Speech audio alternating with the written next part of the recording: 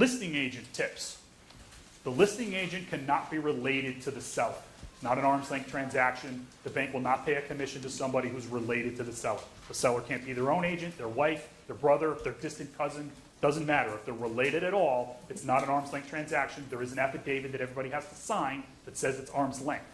So the seller's agent cannot be related to the seller. The buyer's agent can't be related to the seller either. When filling out your paperwork, make sure it's complete. There are banks literally that complain because the line is blank, because you didn't need it. Put NA in it. Not applicable. It's that bad. They are horrible. And I did a whole blog on this about why the banks are so picky with their paperwork. All the big banks got sued by the Attorney General's office for not doing their paperwork correctly in foreclosures, the whole robo-signing thing.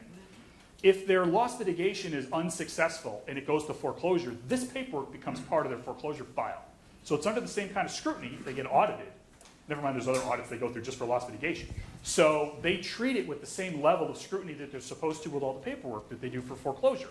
So all the I's have to be dotted, all the T's have to be crossed. It's way more dot your I, cross your T than what you're normally, dealing with. Trust me, at this level, the attorneys would love you on all of your sales if everything was to the level that it has to be on short sales. But everything needs to be completed. Type is preferred. It's going to be probably faxed to the bank, and their fax machine's from 1980, and you can barely read it by the time that they get it. If it's been faxed like 5 times by the time we get it, they probably can't read it. Some of the banks are freaking archaic. One of the things I just want to point out is any agent who's worked with us knows that you've most likely gotten something back from us saying, hey, the zip code is not on page 2. You're like, well, it's on every other page. Does it really need to be on page 2?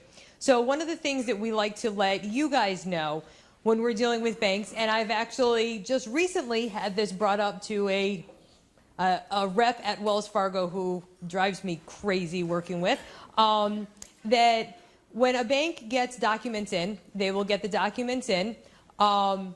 They are only required, especially at Wells Fargo, and I know this is the case in a lot of other banks, they're only required to touch that file once a week.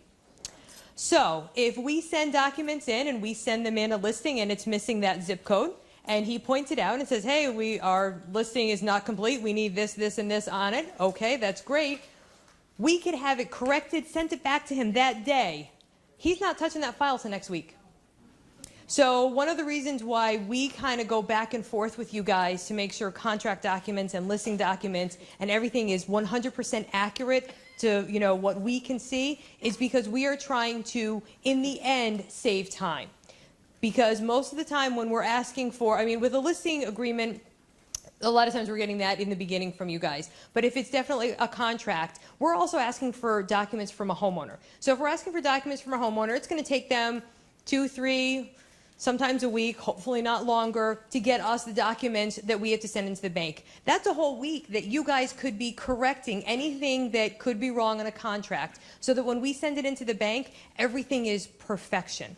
And when everything is perfection, that bank representative doesn't have to go, oh, missing this, give me this. I'm not going to work on that file for another week. So regardless of when we send those documents back in, we're still out a week.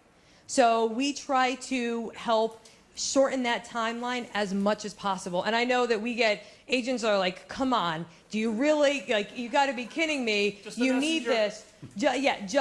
And by the way, because it is a contract, we can't make changes. It is a contract. So nothing can be done, which goes on to cross-outs. One more thing on that point is you also have some bank representatives, you have to give them a little bit of the benefit of the doubt because they are overworked like crazy, especially now more so than before. The banks have downsized these departments by more than the percentage in reduction in the volume that they have to work on. So there's people working on like 300 active files by themselves. We work on 300 active files, but there's 7 of us in the office all working together. This guy's got to work on 300 active files each week by himself. So they may go through the file and go, they get like a quarter of the way in and like, well, that's wrong, that's wrong, that's wrong. Send you that list and not look at the rest of the paperwork. They're like, my time's better suited to go to another file. So then you send them back that, they wait a week to look at it, and then they look at like, oh yeah, that's good. And they look at the rest and go, oh, well, that, and that. So then you're like 1 week delay, 2 week delay, 3 week delay. So we try to do our best to make the package in line with, and we look at it from the bank that we're working on. Some banks are sloppier than others. If they're sloppy, that'll probably go through. We're just going to send it in. For the ones that we know, and it's most of the big ones that you've heard of that got sued, like Wells Fargo, Chase, Bank of America, City Mortgage, they are super, super AIM retentive, and we know that. So we look at everything the same way. You know, full property address with city, state, and zip, every place you put it in there. No blank lines. If something's crossed out, everybody has to initial it.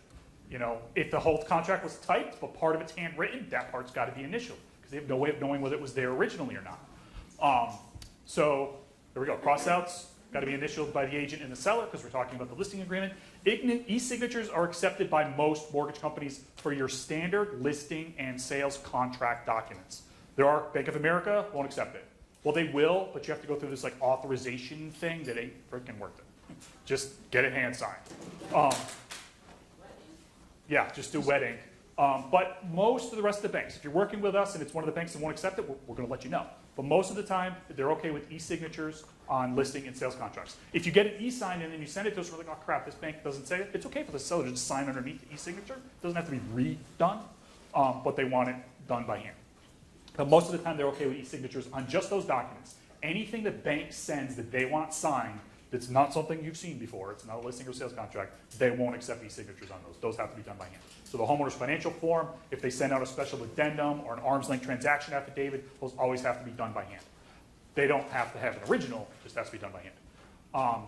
Commission's negotiable with the servicer. We recommend starting at 6%. No one approves more than 6%. Agents have tried. It can't happen. State on the MLS how commission reductions can be split. Now, you guys all have your own policies and procedures and everything, and you need to check with your offices. When we changed from CT MLS to Smart MLS, it's a whole new company. It's not just a change in the system. They finally got correctly on board with the written guidelines and the way compliance interprets the written guidelines. And I've checked this directly with compliance. Again, check with your own offices. The common procedure in the past was, in order to protect yourself on commission, was to put $1. And then in the agent-to-agent remarks, put something like, additional commission may be available, contact listing agent for more information. That all came from Eugene Marconi when he was the Connecticut Association of Realtors legal counsel. Because compliance on the MLS, on CTMLS, would give you issues and compliance strikes if you put 2.5% and then put any reduction in commission required by the lender will be split 50-50. The guidelines, written guidelines, said you could do it. Compliance said you couldn't do it. So you had this conflict. The new Smart MLS guidelines say you can do it, and compliance says you can do it. Their recommendation, their policy basically is when you check the box that says short sale, it opens up short sale comments section. In that section, put any reduction in commission required by the lender will be split 50-50. So you don't have to put $1 anymore. You can put that you're planning on offering 2.5%. If you're, say you're working with us, you have a 6% listing, you're offering 2.5% to co-broker. You're keeping 3.5% because you're accounting for our fee, and you're still going to have 2.5% in the end. If the bank cuts commission to 5%, they reduced commission by 1%. You stated that 50% would come from each side. So now the buyer's agent was already previously disclosed that because that happened, they'd get 2 instead of 2.5. It doesn't happen that often that commission gets reduced, but you're covering yourself no matter what. We really recommend you do that all the time, even if we know it's a bank that's going to pay 6%, because that's who owns the loan today. That loan could get sold tomorrow, and now there's a totally different set of guidelines that we're dealing with. So you always want to be fully protecting of yourself. Again, check with your offices because you got to go by your office policies.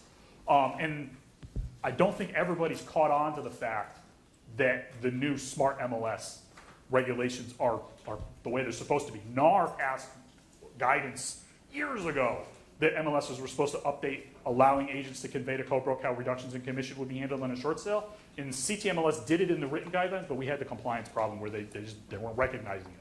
We don't have that problem anymore. By the way, if you guys decide that are working with us, we have all of this stuff. We also will, check your listing. When we get the listing agreement from you, we'll go on the MLS and see, does it look like you guys are protecting yourselves? And we offer it as a suggestion so that you can protect yourselves. You don't have to take our suggestion, but we do want to look out for you and, your commission to make sure everything's good. Yeah. Base the property's listing on what you think the current market value is. Now, if it's close, you're like, well, we're only off by $5, $10 grand, and you want to give the homeowner the benefit of the doubt and start at the higher price, they're probably going to want you to do that too, by all means. But if you're like 50 grand off from what they owe and what current market value is, there is no reason to start at what they owe. Our recommendation is that you make realistic incremental price adjustments when you're making price adjustments. So, if you're at, say, 200,000, 10, 15, maybe 20%, 20,000 is a reasonable price reduction, something under 10% of your list price. It depends on your market, and what's going on. You're not going to make a $20,000 price adjustment on a $100,000 listing. So if you're thinking in that perspective, you don't want to start like 3 realistic price adjustments away from where you need to be. You know what I mean? Now, we do suggest that you start a little bit like at the top end of what you think it might realistically sell for. If you do your comps and you're like, well, comps are in a range of here and here. Start at the upper end, but no, it's more than likely not going to sell at the upper end, and you're going to have to make a price adjustment. And we recommend that you reevaluate after 3 or 4 weeks of when it first went on the market. By that time, you've had the initial showings, you've had the feedback, you've got a good gauge as to whether you're maybe going to get an offer at the top end because you got a unicorn listing, or it's not going to happen. And you've probably already had this conversation, or have had the conversation with the homeowner.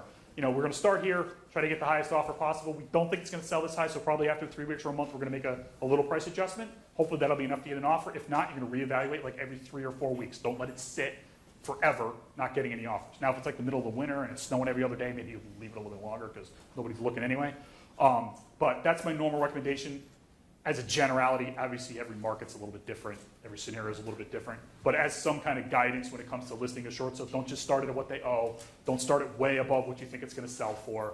Realistically, you want to get an offer. The ideal scenario is you list it, 3 weeks later you change the price and you get an offer. That's done a couple things. Number one, you showed you couldn't get more. You tried, nobody was willing to offer more. You had to make at least one price adjustment, and then you got an offer. And if you were that close, the offer was probably relatively close to your list price. It was that soon after being on the market and whatnot. So when the bank person comes out, we've got a little bit of listing history. It's not like, hey, I listed at 150, got a full price offer the first day. Well, if their value comes in at 175, you have no justification that you couldn't have gotten more, you never tried. So starting it a little bit higher and having to make a price adjustment combats that kind of logic from the bank if their value comes in higher. Suggest a minimum 6-month term on your listing agreement. Most short sale negotiations take at least 90 days.